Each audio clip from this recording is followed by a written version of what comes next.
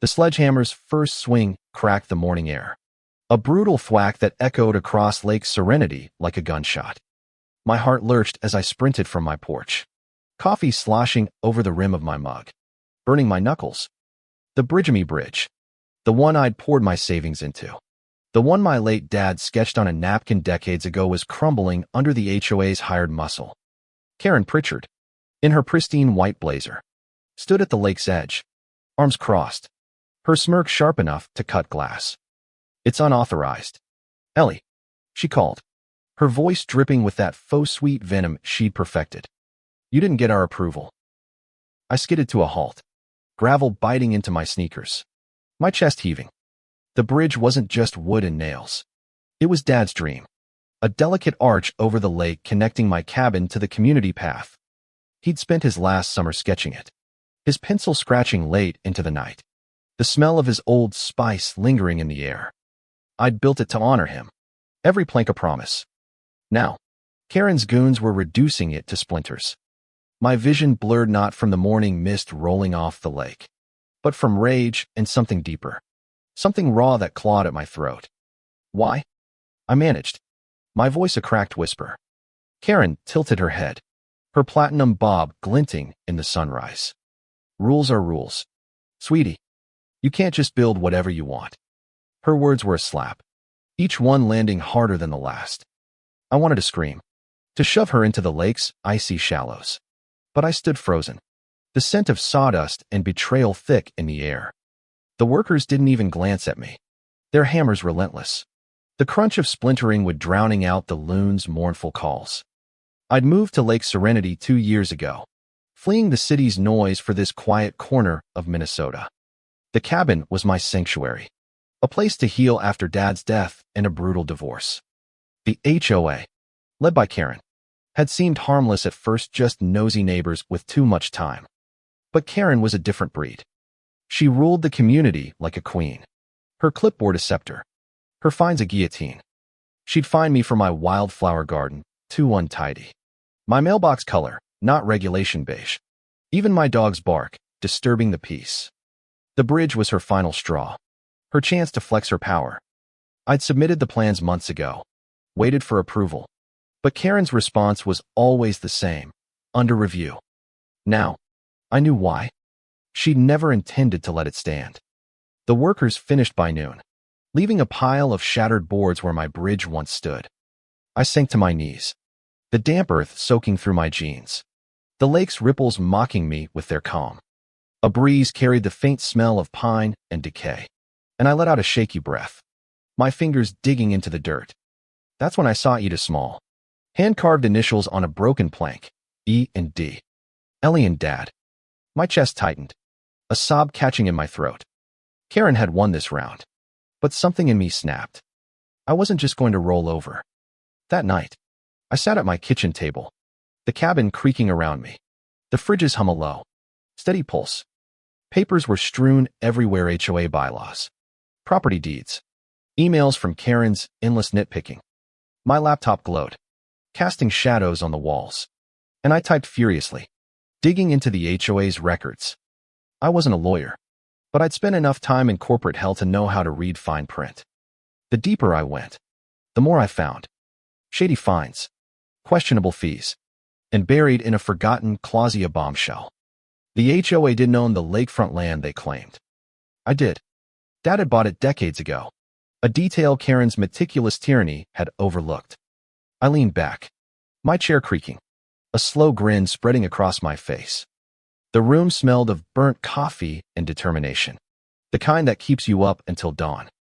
But I needed help. Enter Marcus, the wild card I hadn't expected. He was the new guy in the neighborhood, a retired lawyer who'd moved in last month. Quiet and unassuming, with a limp and a penchant for feeding the ducks. I'd seen him at the lake, tossing breadcrumbs, his gray eyes sharp despite his soft smile. Rumor was he'd taken down corrupt firms in Chicago before retiring. If anyone could help me fight Karen, it was him.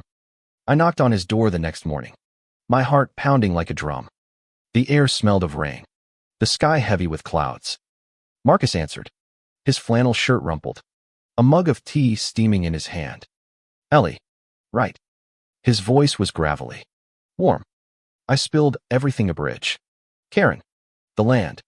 He listened, his eyes narrowing, a spark igniting behind them. Let me see those deeds, he said, limping to his cluttered desk. We spent hours poring over documents, the tick-tick of his old clock filling the silence. By dusk, we had a plan. A risky, audacious plan. Marcus uncovered more than I'd hoped. The HOA's lease on the lakefront land had expired a year ago. Karen hadn't renewed it, likely assuming no one would notice. But I noticed, and I had the deed to prove it.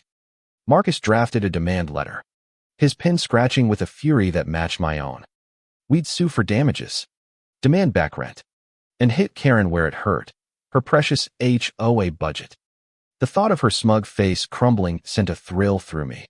But fear lingered too. What if we lost? What if Karen twisted this somehow? Like she always did. The courtroom was a pressure cooker, the air thick with tension and the faint smell of polished wood.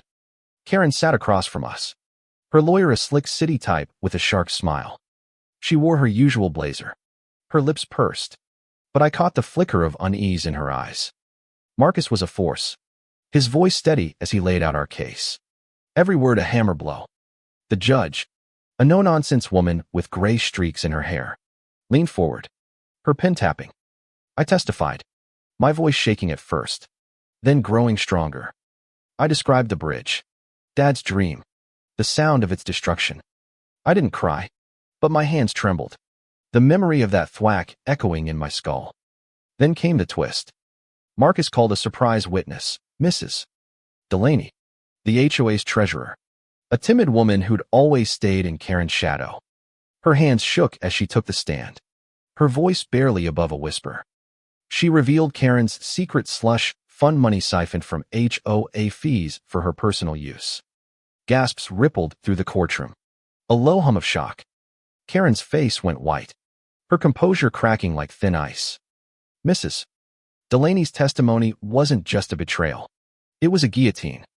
The room buzzed, the air electric, and I let out a breath I didn't know I'd been holding. The judge's ruling came down like thunder. The HOA owed me back rent for the lakefront land 10 years' worth. Compounded. The total, a staggering $250. 000. Karen's empire was gutted, her precious HOA budget obliterated.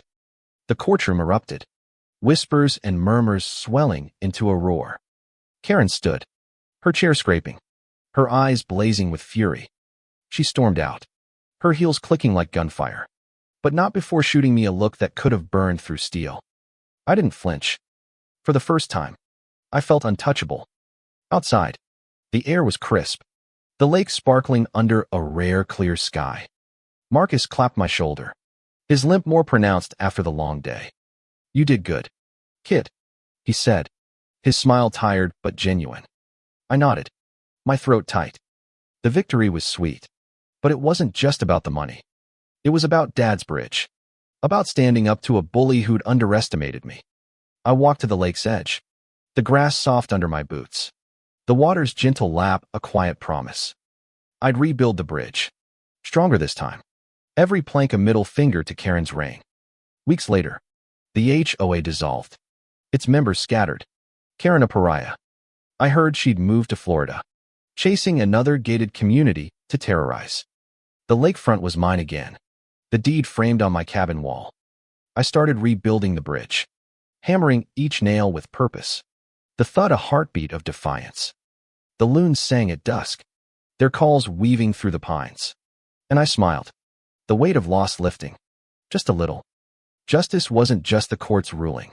It was this moment, the smell of fresh wood, the lake's quiet strength, and the knowledge that I'd fought and won.